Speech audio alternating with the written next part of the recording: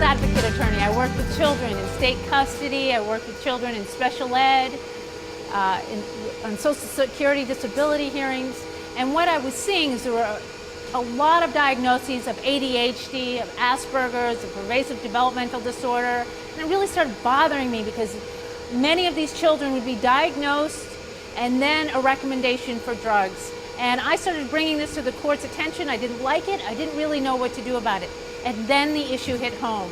My own child at age 6 received the same diagnosis, ADHD, Asperger's, PDD, and I have to tell you, I didn't buy any of them. I just said, this just can't be. It just can't have that many diagnoses, can't have that many problems. And also, there were days when he was perfectly fine, even better than fine, and then other days he was miserable. And I said, something has to be triggering this child. And what we figured out, my husband and I, it took us about 3 years, that he was triggered by certain things he was eating. One of the things was just standard industrial wheat. It's very difficult for certain people to digest. What he could eat as an alternative was spelt, which was wonderful. That's why I started baking with it. Also artificial additives, artificial flavors, preservatives, all of that, we took it out of his diet, and literally he went from needing special services to being put in the gifted program. And he's now a very, very good student, studies, the top courses, organic chemistry, physics, calculus, Greek, and really nice kid and knows how to cook. But let me tell you, the thing he would say to me when we stopped giving him wheat, he got upset. He goes, Mom, I'm not going to have my favorite foods anymore. And I said, no, we'll get you something. And I went shopping and I found some spelt breads, and they crumbled, and he cried when he ate them. He was only 8 at that point. And I said, we can do better. So we started creating our own, and we've made the best tasting bread. I mean, it doesn't fall apart. It's totally kid friendly. It's delicious.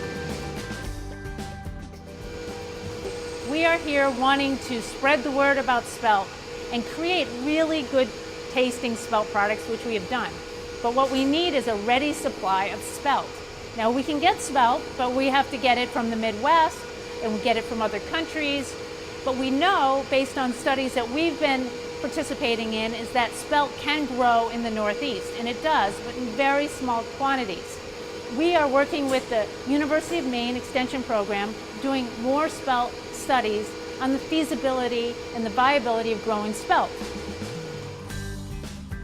We are in that second stage now, and we're looking to do additional studies with the same folks up at the University of Maine Extension Program to conduct a study on spelt again, but on the 2 particular varieties that we've worked with that we liked, and see where we go from there. That study then can in turn be turned over to farmers, and they can use this as a guidepost of whether they believe spelt will be a good crop for them, whether it's in Maine or in upstate New York or in Vermont.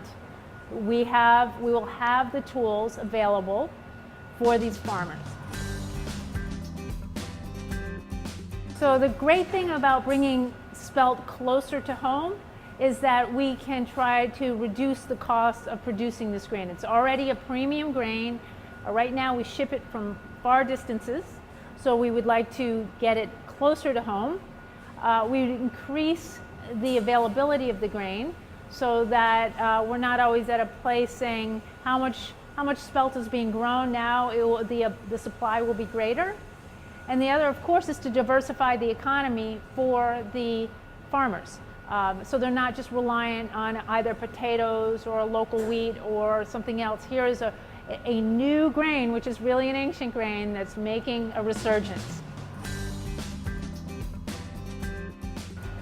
So there are a number of costs involved in this research, including lease of land, purchasing the seeds, the payment for the research students who will be doing the research on this, travel, and some equipment costs. Of course, there'll be a few of our administrative costs in this as well, but we are keeping this in a very contained manner.